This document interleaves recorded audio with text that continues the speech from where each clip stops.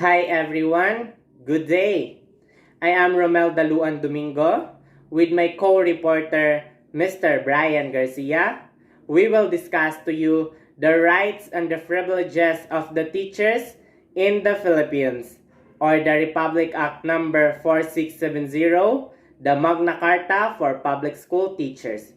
So let's start with section number 1, the Declaration of the Policy.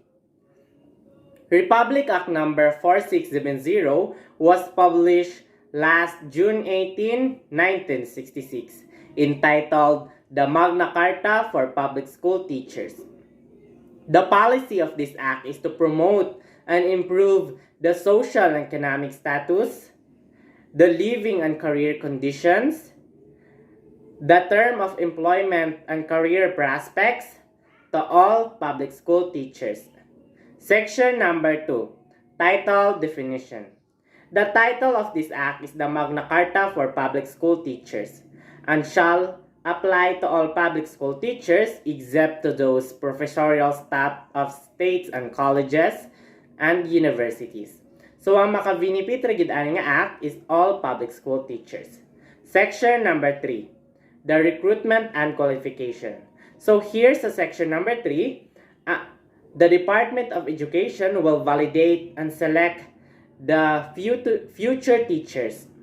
So for kindergarten and elementary grades, they should have bachelor's degree in elementary education. For teachers of secondary schools, they should have bachelor's degree in education with its equivalent with major and minor, or bachelor's degree in arts and science with at least 18 professional units in education. For teachers of secondary vocational and 2 years technical course, they should have bachelor's degree in field and specialization with at least 18 professional units in education. And lastly, for teachers of courses in college level, other than vocational, they should have master's degree with specific of specialization. Section number 4, probationary period. The government recognized that no probationary period to teacher who possesses appropriate civil service. However, if the teacher possesses the minimum educational qualifications, he or she will undergo a period of probationary, not less than 1 year. So, usually, kaning probationary period is about 6 months only. Section number 5, the tenure of office. So, here sa the tenure of office, it means that the continuing skills of employment of a teacher. So, katong mga teachers nga wala na professional status because they possess the appropriate civil service, they are assured they will be qualified, they are teacher na diretso. But to those teachers who possesses minimum civil service or lack of civil service, they will render at least 10 years of continuous, efficient, and faithful service in the position. So section 6, the consent for transfer and transportation. So there is a section 6 for transfer and transportation expenses.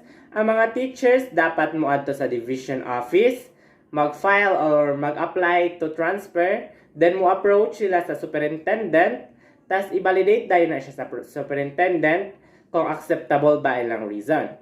If ever acceptable, so they will transfer to other station. Section number 7, Code of Professional Conduct for Teachers.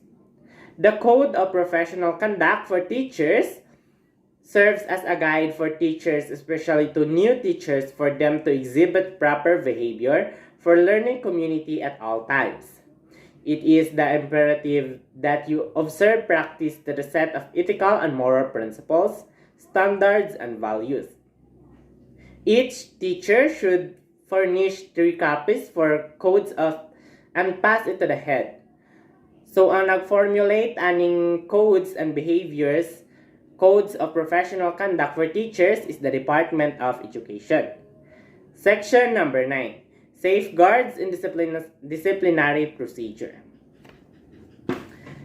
So, in every teacher shall enjoy equitable safeguards to each stage and disciplinary procedure and shall. So, kato mga teachers nga na ay nabuhat nga wrong or mali, so kung i-validate na ang ilang mga sala, they have the right also. Number 1, the right to be informed in writing of charges. Number 2, the right to full access to the evidence in the case. Number 3, the right to defend her or herself to be defended by his choice, or kung gusto siya na siya ay attorney, pwede siya magpili. And number 4, the right to appeal clearly designated authorities. And lastly, no publicity shall be given to any disciplinary action. Section number 9, administrative charges. So there is a section 9, if naaman galing nabuhat na violation ng isa ka teachers, ang mag-decide or mag-disciplinary cases is the school superintendent of the division. Then, after that, kung naka-decide na or na-validate na sa superintendent or ipasa niya ang findings and recommendation to the public schools, director of the public schools within 30 days from the termination of hearings. So, ang mag-validate yun sa violation sa mga teachers is the school superintendent and the director of public schools. Section number 10, no discrimination. So, very understandable kayo guys. Dili dapat na to i-discriminate atong mga public school teachers. Section number 11, married teachers. So, for married teachers, nga both public school teachers, they should be employed in the same locality. So, if, for example, si Lester o si Jade Naminyo, they are both public school teachers. So, dapat ma-assign sila in the same locality or the same station. Section number 12, the academic freedom. Teachers have academic freedom in terms of professional duties, specifically to the teaching and classroom methods. Teachers have freedom on how he will she teach his or her students. So, sa mga public school teachers, na sila freedom kung unsaon nilang way nga pag-teach sa ilang students. Section number 13. Teaching hours. Ang teaching hours sa public school teachers is not more than 6 hours of actual teaching per day, but they are required to render 6 hours but not exceeding 8 hours to give them the time of preparation and correction of the exercises and quizzes.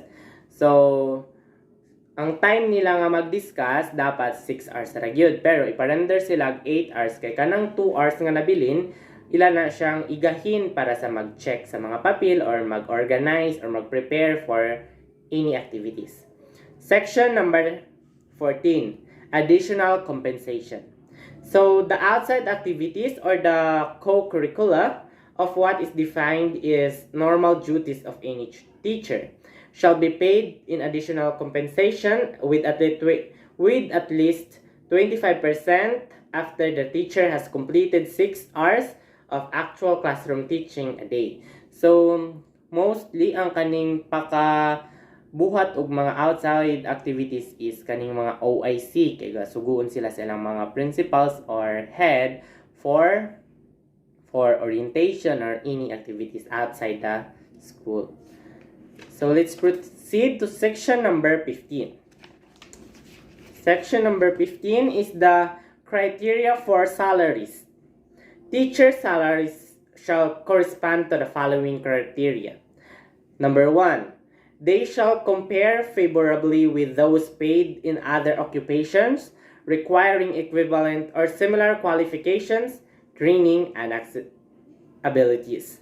Number 2, they shall be such to ensure teachers a reasonable standard of life for themselves and their families.